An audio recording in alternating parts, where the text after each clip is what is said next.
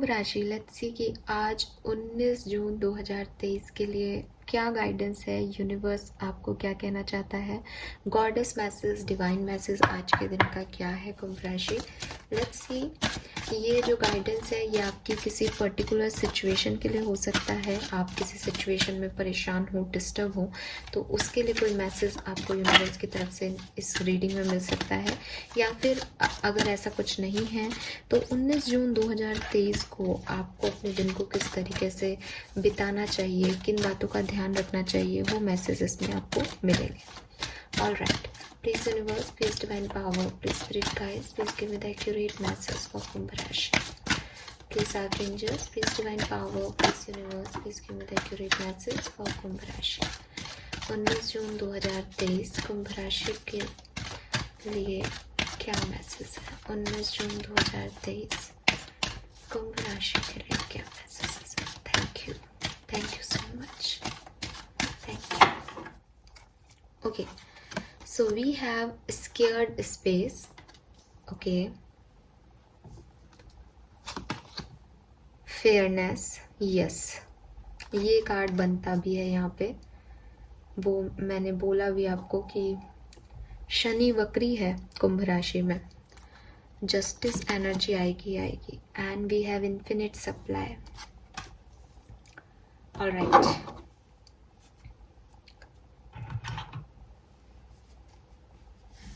सो आज मैंने जितनी भी रीडिंग की है ना, उनमें जस्टिस की एनर्जी आ ही रही है। ना केवल वीडियो के लिए, पर्सनल रीडिंग्स में भी जस्टिस काफ़ी आ रहा है, और स्पेशली उन लोगों के लिए जो इक्वेरियंस हैं, कुंभ राशि के हैं। और यस, कुंभ राशि आप रेडी रहिए। आप में से काफ़ी लोगों का यहाँ पे आप में से काफ़ी लोगों का नहीं, इवन सभी कुंभ राशि वालों को कार्मिक साइकिल, कार्मिक क्लियरेंस का टाइम है ये, ठीक है। शनिदेव जो हैं वो कर्मों के फलदाता हैं, और ये वैदिक एस्ट्रोलॉजी की बात कर रही हूँ मैं। और मैंने एक पोस्ट डाला था कम्युनिटी पेज पे कि अब वो जब रेट्रोग्रेड चलेंगे तो वैदिक एस्ट्रोलॉजी में कुंभ राशि के लिए 7.5 का टाइम भी चल रहा है। सो वो आपको जो कुछ भी आपने कर्म किए हैं उनका निचोड़ जो है वो देंगे, है ना। 7.5 मतलब यही नहीं होता कि बुराई समय है, बट ये 7.5 का वो दौर रहेगा जब आपको आपके कर्मों के फल मिलेंगे, अच्छे तो अच्छे, बुरे तो बुरे। सो खैर, ये तो वैदिक एस्ट्रोलॉजी की बात हो गई, जितनी मुझे नॉलेज थी। मैं इसमें माहिर नहीं हूँ वैदिक एस्ट्रोलॉजी में, बट जो कुछ भी मैंने सीखा है अब तक वो मैंने आपको बताया। तो उस चीज़ के लिए आप रेडी रहें, ठीक है। अगर आपसे कोई गलतियां हो भी गई हैं तो कार्मिक क्लियरेंस जो है वो यही कहता है कि उनको एक्सेप्ट कर लेना, और उनके जो भी उनका आपको रिजल्ट मिलना है उसको भी एक्सेप्ट कर देना। मतलब आपको उस चीज़ को रेजिस्ट करने की, उससे भागने की ज़रूरत नहीं, क्योंकि वही चीज़ है कि अगर ये अभी मिल जाएगा तो छोटे लेवल पे छोटी गलती का मिल जाएगा, अगर इकट्ठा हो जाएगा तो आपको एक साथ कुछ भुगतना पड़ेगा। तो बेहतर है क्लियरेंस होता जाए कि अब ये जो भी आपके कर्म खराब हुए उनका आपको नतीजा मिल गया, और अब आप अच्छा कर्म करें ताकि लाइफ जो है अच्छी हो जाए। So we have sacred space. यहाँ पे जो मैसेज है वो है create an altar or visit a power place to connect with the divine. So maybe आप में से काफ़ी लोग अपने किसी रिलीजियस प्लेस पे विजिट करके आए हैं कुंभ राशि, या आपने रिसेंटली की है 1-2 दिन पहले, या मे बी किसी बड़े जगह आप ऐसी गए हो, आपकी एनर्जी ऐसी जगह पे थी पिछले दिनों जहाँ पे कोई रिलीजियस एक्टिविटी होती थी, या आपके डिवाइन जो भी, जिनमें आप हिंदू हैं तो भगवान से जुड़ते हैं, मंदिर जाके आए हैं, मस्जिद जाके आए हैं, गुरुद्वारे जाके आए हैं, चर्च में गए हैं, किसी ऐसी एनर्जीज में आप जाके आए हो पिछले दिनों में, या आप में भी डेली जाते हो, डेली विजिटर हो, तो बहुत अच्छी चीज़ है। बट ऐसा लग रहा है कि अभी 1-8 दिन पहले आप जो है ऐसी प्लेस पे गए थे जहाँ पे डिवाइन एनर्जीज बहुत हाई थी, बहुत अच्छी थी, आपको काफ़ी वहाँ पे पावर मिली, ठीक है। और अब जब आप वहाँ से आ गए हो तो वो पावर आपके अंदर है, आप कभी भी उनसे कनेक्ट हो सकते हो, ठीक है। तो कोई भी सिंबल आपको दिख रहा है जो आप वहाँ पे प्रेयर करके आए थे उससे रिलेटेड कोई भी साइन आपको दिखाई दे रहा है तो आप उनको लाइटली मत लो, क्योंकि वो कुछ पावरफुल मैसेज हैं आपके लिए। यूनिवर्स आपको कुछ इनर गाइडेंस देना चाहते हैं, आपकी मदद करना चाहते हैं, ठीक है। सो एक्सप्लोर द स्पिरिचुअलिटी। बेसिकली आप किसी नंबर को देख रहे हैं, किसी फैदर को देख रहे हैं, जैसे कि मैंने अभी बोला कि मुझे भी जो है फैदर्स दिखाई दिए हैं बीच में काफ़ी, है ना। तो वो दिख रहे हैं, रेगुलरली दिख रहे हैं, एक बार दिखना नहीं होता। सो इसका मतलब कोई साइंस जो है यूनिवर्स देना चाह रहे हैं। तो ऐसा अगर आपके साथ भी हो रहा है तो बिल्कुल यूनिवर्स आपको कोई साइन दे रहे हैं, उनको समझिए, उनको समझने की कोशिश कीजिए, उसमें आपके लिए एक बड़ा मीनिंग है। एंड इससे फ़र्क नहीं पड़ता कि आप कैसे कनेक्ट हो रहे हैं, ठीक है, लेकिन इससे फ़र्क पड़ता है कि आप कितना फ्रीक्वेंटली कनेक्ट हो रहे हैं। जैसे कि मैंने कहा कि 1-2 दिन से मुझे फ्रीक्वेंटली वो चीज़ें दिख रही हैं, या हम कई लोग क्या होते हैं कि मुझे 11-11 दिखा, ठीक है, वेरी गुड, आपको दिखा तो, लेकिन आपको एक बार दिखा। लेकिन उनका क्या, जिनको दिन में हर टाइम पे जो है, जब 1:11 हो रहे हैं तब भी वो गलती से घड़ी देख रहे हैं या फ़ोन ही देख रहे हैं, 11:11 हो रहे हैं तब भी वो घड़ी देख रहे हैं, 11:01 पे भी फ़ोन उनके हाथ में है, ठीक है। तो वो सब चीज़ों को बार बार देख रहे हैं। उनका कोई बिजली का बिल आ रहा है तो भी 1011 का आ रहा है, या उनके यहाँ मार्केटिंग कर रहे हैं तो भी 1111 की शॉपिंग कर ली। तो ये जो चीज़ें होती हैं कि आप एक ही दिन में 3 बार 11-11 देख रहे हो, आप रेगुलरली 1-2 दिन हर दिन आपको 11-11 दिख रहा है कंटिन्यूसली, तब उसका कुछ मीनिंग होता है ना। तो कैसे यूनिवर्स से आप कनेक्ट हो रहे हो वो मैटर नहीं कर रहा, कितनी बार कनेक्ट हो रहे हो वो मैटर कर रहा है यहाँ पे। और अगर आपको बार बार कुछ ऐसा फील हो रहा है तो यकीन मानिए यूनिवर्स आपसे कुछ कहना चाह रहे हैं, ठीक है। यूनिवर्स ये भी कह रहे हैं कि अगर आपके घर में कोई ऐसी जगह नहीं है जहाँ आप यूनिवर्स से कनेक्ट हो सकें, तो आपको ऐसी जगह बनानी चाहिए। एक ऐसा कॉर्नर, जैसे आप कहोगे कि हमारे घर में मंदिर है ना, हमने ऐसी जगह बना रखी है जहाँ हम बैठे, तो बहुत अच्छी बात है, आप वहाँ बैठें, वहाँ आपको जो है पीस ऑफ माइंड मिलेगा। अगर आपके घर में ऐसी कोई जगह नहीं है, कोई एक पर्टिकुलर स्थान नहीं है जहाँ आप ऐसे बैठ सकते हैं, तो आप ऐसी पर्टिकुलर जगह बनाएं।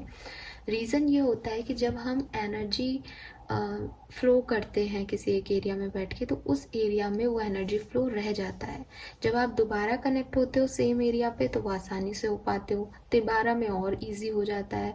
तो वो जो एनर्जी फ्लो है वो उस एरिया का पर्टिकुलर जगह बन जाता है। बड़े घर में आप कभी एक रूम में बैठ गए, कभी दूसरे रूम में, तो वो इतनी ज़्यादा आपको एनर्जीज जो है वो कनेक्ट नहीं कर पाएगा। कनेक्ट तो करेगा, आप में अच्छे से मेडिटेट करोगे तो, लेकिन एनर्जीज को जितना टाइम लगता है कनेक्ट होने में उतना नहीं लगेगा अगर आप एक ही जगह बना लेते हो तो। सो यस, अगर आप स्पिरिचुअलिटी में आ रहे हो, धीरे धीरे आपको विश्वास बढ़ रहा है, तो आपको एक जगह, एक कॉर्नर ऐसा तैयार करो जहाँ पे आप इस तरह का काम करोगे। इस तरह का मतलब जहाँ प्रेयर करना आपके लिए आसान हो, मेडिटेशन आसान हो। जैसे मेरा ये कॉर्नर है, ये जैसा भी है, छोटा सा बड़ा सा, बट ये है। कभी कभी कार्ड नहीं भी दिखते तो मैं कैमरे को थोड़ा सा करती रहती हूँ इधर उधर करने का काम। कभी आपको ये राधा कृष्ण नहीं दिखते पूरे, है ना। सो द थिंग इज़ कि लेकिन ये कॉर्नर है जहाँ पे मुझे पता है कि इस को मुझे अलग तरीके से डील करना है, यहाँ मेरी एनर्जी फ्लो हो रही है। सो इसलिए आपको भी ऐसा कुछ कर लेना चाहिए ताकि आप आसानी से यूनिवर्स से कनेक्ट हो सकें। दूसरा, आपको ये भी कहा जा रहा है कि अगर आप जा सकते हैं किसी स्पिरिचुअल ओरिएंटेड ट्रिप पे, किसी मंदिर को विज़िट कर सकते हो तो आप जाओ, वहाँ आपको शांति मिलेगी, पीस मिलेगी, आपके लिए अच्छा रहेगा। आपकी एनर्जीज़ जो हैं, यूनिवर्स की जो भी एनर्जीज़ हैं, वो हमेशा पॉजिटिव एनवायरनमेंट में आएंगी। इसलिए अगर आपका घर गंदा है तो आप उसको साफ़ कर लो, एटलीस्ट हीलिंग करते रहो, अपनी भी हीलिंग करते रहो। हीलिंग करने में कुछ नहीं जाता। अगर आपको रेकी आता है, रेकी से हील कर लो खुद को। अगर आपको लगता है हमें नहीं आता ये सब, हमने ये सब नहीं सीखा, तो आप धूप बत्ती लो, धूप बत्ती भी नहीं तो अगरबत्ती ले लो। अगरबत्ती के धुएं से अपने पूरी बॉडी पे, सर से लेकर के क्राउन चक्रा को आप इमेज देख लें एक बार, वो हमारे सिर के टॉप ऑफ हेड पे होता है। तो क्राउन चक्रा से लेके अपने सोल तक उस अगरबत्ती को सर्किल में घुमाएं। कम से कम भी 7 राउंड तो होने ही चाहिए, ज़्यादा हो तो चलेगा, कम नहीं होने चाहिए। तो 7 राउंड्स में आप उनको घुमाते हुए सारी और बोलते जाएं कि मैं अपनी नेगेटिव एनर्जीज इससे ग्राउंडेड कर रहा हूँ, ग्राउंड में मेरी एनर्जीज जा रही हैं, मैं अब बिल्कुल हील हो रहा हूँ, मैं अपने नेगेटिव थॉट्स को बाहर कर रहा हूँ, मेरी बॉडी से नेगेटिव थॉट्स जो हैं ग्राउंड में जा रहे हैं, मैं अपने आप को हील कर रहा हूँ, मैं अपने आप को हील कर रहा हूँ, मैं अपने आप को हील कर रहा हूँ। ऐसे बोल के आप अपने आप को हील कर सकते हैं, क्लिन्स कर सकते हैं। इससे आपके अंदर कोई नेगेटिविटी नहीं रहेगी, आपकी बॉडी, आपकी सोल जो है क्लियर हो जाएगी। फिर आप करें, अपना मेडिटेशन करें, इनर वर्क करें, वो आपके लिए आसान हो जाएगा। Alright, so yes, we have fairness here. अब फेयरनेस के कार्ड को मैंने कई बार बहुत अच्छे से समझाया है, लेकिन ये कार्ड यहाँ है तो मैं आज आपको फिर से बड़े ही तरीके से इस बात को कहना चाहूँगी कि ये फेयरनेस का कार्ड यहाँ क्या कह रहा है। आप किसी भी सिचुएशन में हो, ये आपसे रेजोनेट करेगा। यूनिवर्स आपसे कह रहे हैं this situation will be handled in a fair and just manner. अगर आप कहीं फंसे हुए हो, ठीक है, अगर आपको लग रहा है कि ये काम मेरा क्यों नहीं हो रहा, यूनिवर्स मेरा ये काम क्यों नहीं करवा रही, मैं इतनी प्रेयर कर रही हूँ, मैं इतना प्रेयर कर रहा हूँ, मैं सब कुछ वही का चाह कर रहा हूँ जो हो रहा है, फिर मेरे साथ अन्याय क्यों हो रहा है, तो यूनिवर्स आपको यहाँ कह रहे हैं कि जिस तरह से वो इस सिचुएशन को डील कर रहे हैं, ये ही जस्टिस है, यही फेयरनेस है। ठीक है, फेयरनेस का मतलब ये नहीं है कि जैसा आप चाहते हो वैसा हो जाए तो ये सिचुएशन में फेयर होगा, क्योंकि आपको ये लग रहा है। यूनिवर्स कह रहे हैं कि जो भी आपके साथ इस सिचुएशन में इन्वॉल्व है, उनको भी यही लग रहा है कि उन्होंने सही किया है और वो सही कर रहे हैं। वो उनकी तरफ से अपने लिए न्याय मांग रहे हैं, आप अपनी तरफ से अपने लिए न्याय मांग रहे हो, लेकिन यूनिवर्स ना आपके लिए कुछ कर रहे हैं ना उनके लिए कुछ कर रहे हैं। यूनिवर्स एक्चुअली में फेयर कर रहे हैं। फेयर मतलब क्या, तो वो आपको फेयरनेस की डेफिनेशन कह रहे हैं इस सिचुएशन में कि फेयरनेस का मतलब होता है जब सभी पार्टीज जो भी इस सिचुएशन में इन्वॉल्व हैं, वो अपने पर्सनल एजेंडे को सरेंडर कर दें और पूरी एंटायर ग्रुप के लिए अच्छे की कामना करें। ठीक है, कि फॉर एग्जांपल अगर आप किसी रिलेशनशिप में हो और आप अपने पार्टनर को समझा रहे हो कि भाई तुम ऐसा मत करो, ये गलत है, मेरी तरफ देखो, मुझे तवज्जो दो, मैं डिज़र्व करती हूँ ये चीज़, मेरे साथ ऐसे बिहेव करो, बट आपके पार्टनर नहीं कर रहे हैं वो। ठीक है, अब आप यूनिवर्स से कह रहे हो कि मैं तो सही थी, मैं तो अपने प्यार में प्यार को मांग रही थी, प्यार को डिज़र्व करती हूँ, इसलिए मेरी क्या गलती है, आप जस्टिस दे मुझे। जबकि आपके पास आपका ये पॉइंट है। अब आपके पार्टनर यूनिवर्स से क्या कह रहे हैं कि मैं उसको प्यार देना चाहता हूँ, मैं उसके साथ जस्टिस करना चाहता हूँ, लेकिन वो मेरे लिए बिल्कुल डिफरेंट ओपिनियटेड है, वो अपनी तरीके से मुझे चलाना चाहता है, मैं उसके साथ नहीं रह सकता ऐसे, मुझे अपने आप पे कंट्रोल पसंद नहीं है।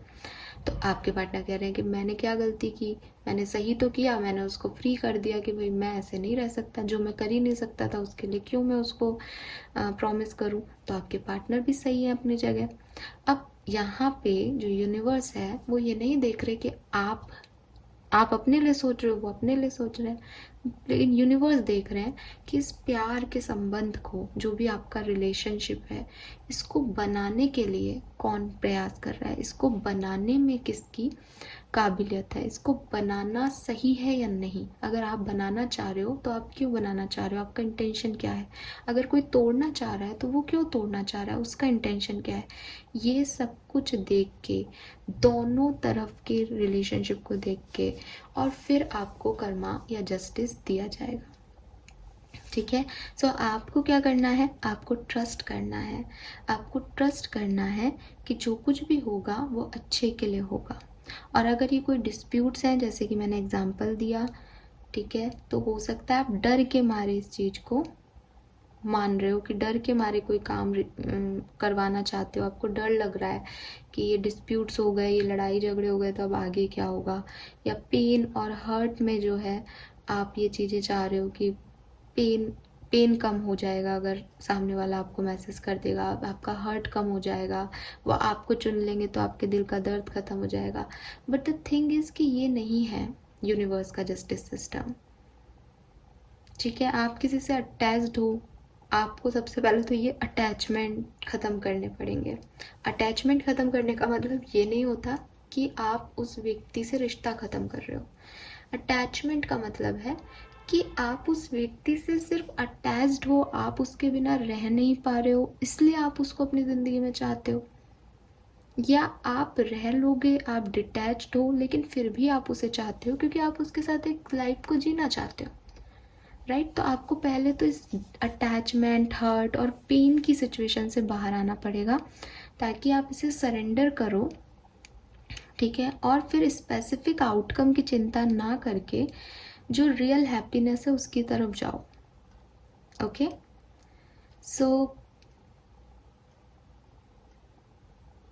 आप आर्ग्यूमेंट्स को ख़त्म करने के बारे में सोचो, बजाय कि आप उस व्यक्ति को पाने की उसमें सोच रहे हो, राइट।